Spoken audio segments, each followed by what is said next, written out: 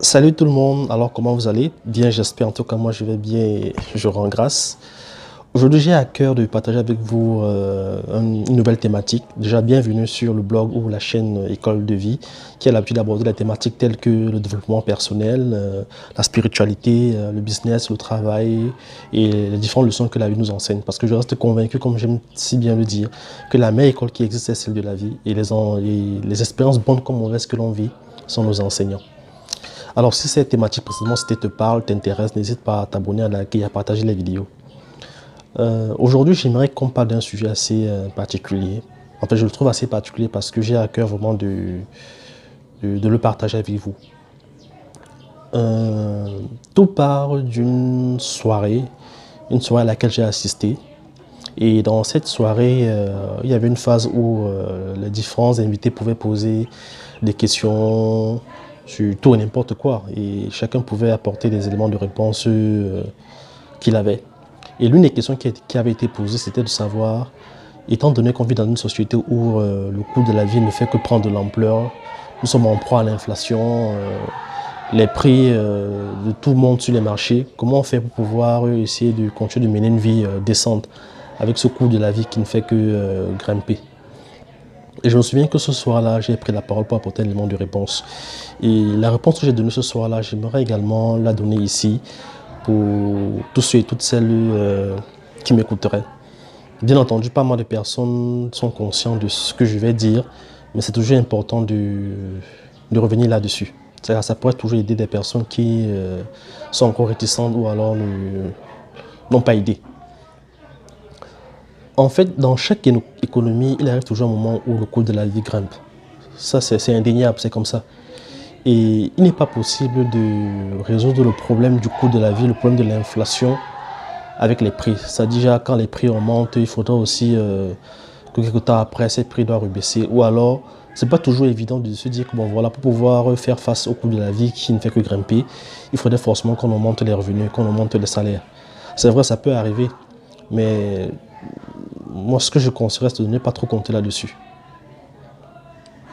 La meilleure façon, à mon humble avis, de pouvoir faire face au coût de la vie qui ne fait que grimper, c'est de mettre en place une activité génératrice de revenus. C'est encore mieux que de voir son salaire si on est salarié augmenter. Voilà la meilleure façon, à mon humble avis, de pouvoir faire face au coût de la vie qui devient cher. C'est de mettre en place une activité, se lancer dans l'entrepreneuriat et mettre en place une activité génératrice de revenus. Pourquoi est-ce que je le dis? Je le dis parce que ça dépend beaucoup plus de vous. Si vous décidez aujourd'hui, en dépit de votre travail, de votre boulot, de mettre en place une activité génératrice de revenus. Ça dépend beaucoup plus de vous. Parce que si vous attendez forcément que le gouvernement ou que l'État dans lequel vous êtes augmente votre salaire, là, ça ne dépend pas de vous. Vous pouvez le souhaiter pour faire face à une inflation, mais l'État peut décider de ne pas augmenter les revenus. À ce moment-là, qu'est-ce que vous faites? Voilà pourquoi moi je recommande que la meilleure façon de faire face à cela, c'est de vous lever dans une activité qui dépend entièrement de vous. C'est-à-dire, mettez en place une activité génératrice de revenus. Ne vous laissez surtout pas limiter par les barrières du genre, je n'ai pas assez d'argent, j'aimerais mettre en place une activité vraiment très colossale. Non. Même si c'est une activité assez minime, assez petite, ne simplifiez pas. Mettez en place une activité qui peut vous générer un plus. Parce que le problème de beaucoup de personnes, c'est que généralement, les personnes, quand elles pensent entrepreneuriat, elles se voient directement avec une grosse entreprise. Oh, avant de commencer à courir, on apprend d'abord à marcher. Le bébé, avant de pouvoir marcher, il rampe. Et quand il commence à marcher, il ne court pas directement. Vous savez, le temps. Donc, si vous parvenez à mettre sur pied en fonction de votre épargne, ou je ne sais pas où vous trouverez l'argent, ce n'est pas forcément avec un gros capital. En fonction de ce que vous avez, même si c'est un capital assez modeste, en fonction de ce que vous avez, il y a tellement d'activités qui ne nécessitent pas forcément un gros capital de départ pour commencer. En fonction de ce que vous avez, commencez déjà quelque chose. Ça peut être, voilà, pour une femme qui sait très bien faire des manicures autant pour moi et des pédicures. Elle s'achète juste un petit matériel, quelques éléments qui permettent de faire cela. Et grâce à son smartphone, qu'est-ce qu'elle fait? Elle publie ses services dans des groupes WhatsApp, Telegram, sur Facebook. Bref, elle se sert du digital justement pour promouvoir son savoir-faire. Et grâce justement à des réseaux sociaux, elle peut trouver des clients. Moi, personnellement, c'est ce que je fais parce que j'aime parler de ce que je fais. Et je vous assure, il m'arrive toujours, c'est le cas, peut-être pas tous les jours, mais il m'arrive très souvent de pouvoir avoir un plus, en dépit de mon emploi, de pouvoir avoir un plus, ce qui me permet fortement et de façon considérable à faire face à l'inflation. Parce que moi, j'ai compris que je ne peux pas compter sur ce qu'on augmente mon revenu. Autant que je me mets dans une activité dont la réussite dépend uniquement de moi. Enfin, entre guillemets, parce qu'il y a d'autres facteurs externes, mais on pourra y revenir sur une autre vidéo. Bon, en fait, c'est ça qui me tenait à cœur, en fait. La meilleure façon de lutter contre le coût de la vie, c'est d'essayer de mettre à votre niveau une activité génératrice de revenus. Comme ça, face à ce coût de la vie, vous aurez peut-être toujours votre salaire si vous êtes salarié, et vous aurez en parallèle aussi les revenus que va vous générer votre activité, aussi petite soit-elle. Ne simplifiez pas.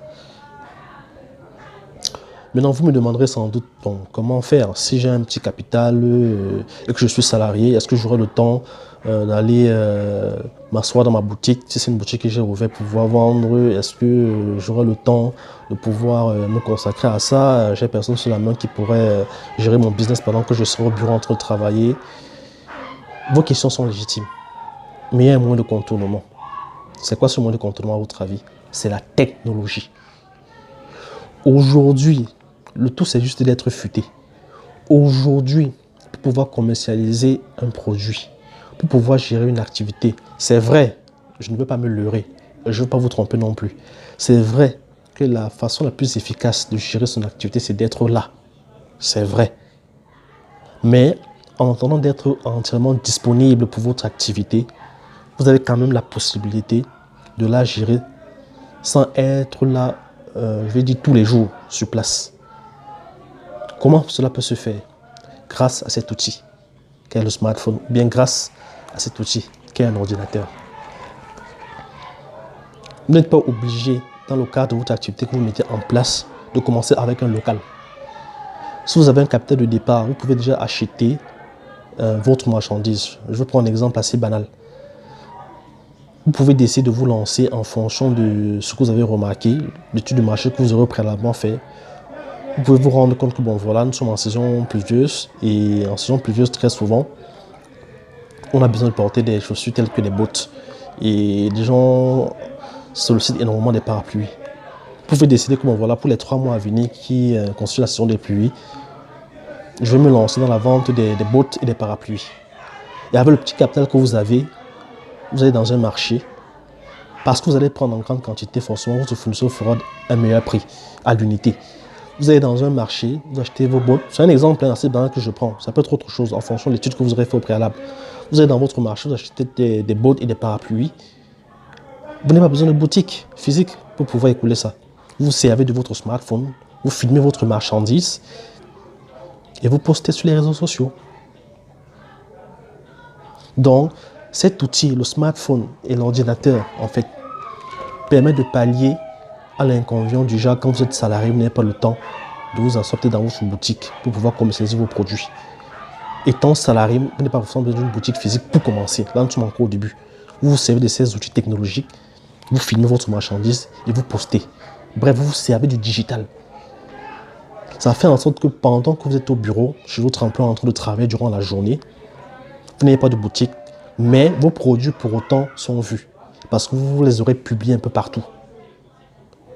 Et je n'ai pas besoin de vous le rappeler, les réseaux sociaux aujourd'hui sont énormément fréquentés par des millions de personnes.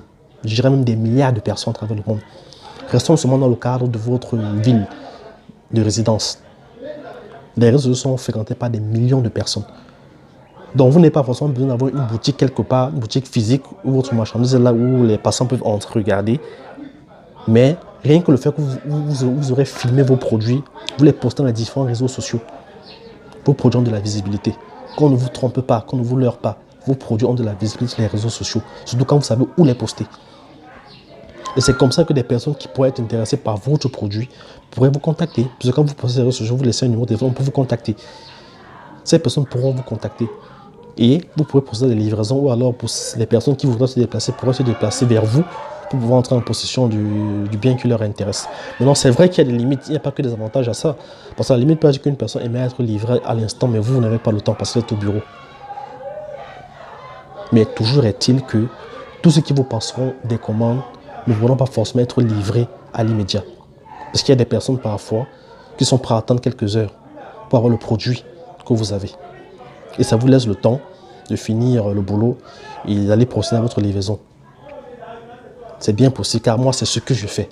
Toutes les personnes qui parfois me contactent à travers les réseaux sociaux pour entrer en possession d'un produit que je vends en ligne sont parfois patients. Quand je leur dis que voilà, je suis au boulot, je finis à telle heure, je peux vous livrer à partir de telle heure, très souvent, ils acceptent. Ces personnes-là acceptent, elles acceptent. Donc voilà comment vous pouvez faire. Quand vous êtes salarié, vous êtes face au coût de la vie et vous estimez que vous n'avez pas assez de capital pour pouvoir ouvrir un local physique ou vous n'avez pas assez de temps pour pouvoir vous-même être là dans vos produits. Servez-vous du smartphone, servez-vous de votre ordinateur, servez-vous du digital, servez-vous des réseaux sociaux pour poster vos produits. Et vous verrez que vous commencerez à les vendre. Peut-être pas comme celui qui est dans une boutique physique et qui est en longueur de journée là, mais vous commencez quand même à les vendre. Et le peu d'argent qui pourra déjà commencer à entrer, c'est pas rien. C'est pas rien. Car les revenus, même s'ils sont budgets, vous allez commencer à engendrer, pourraient payer au moins le gaz à la maison, la facture d'électricité, canal SAT ou bien l'eau, je sais pas. Donc c'est pas rien. Donc pour récapituler, la meilleure façon de lutter contre le coût de la vie, ce n'est pas d'attendre que le gouvernement ou votre employeur augmente votre salaire, non. C'est de vous battre en mettant sur pied une activité génératrice de revenus. Cherchez à avoir d'autres sources de revenus en parallèle de votre emploi. Surtout, nous qui sommes encore salariés. Voilà le message que j'avais à cœur à partager avec vous. Alors, si ça vous a plu, si ça vous a édifié, n'hésitez pas à la partager, en fait d'en profiter, enfin d'en faire profiter quelqu'un d'autre et à vous abonner. Bien des choses à vous.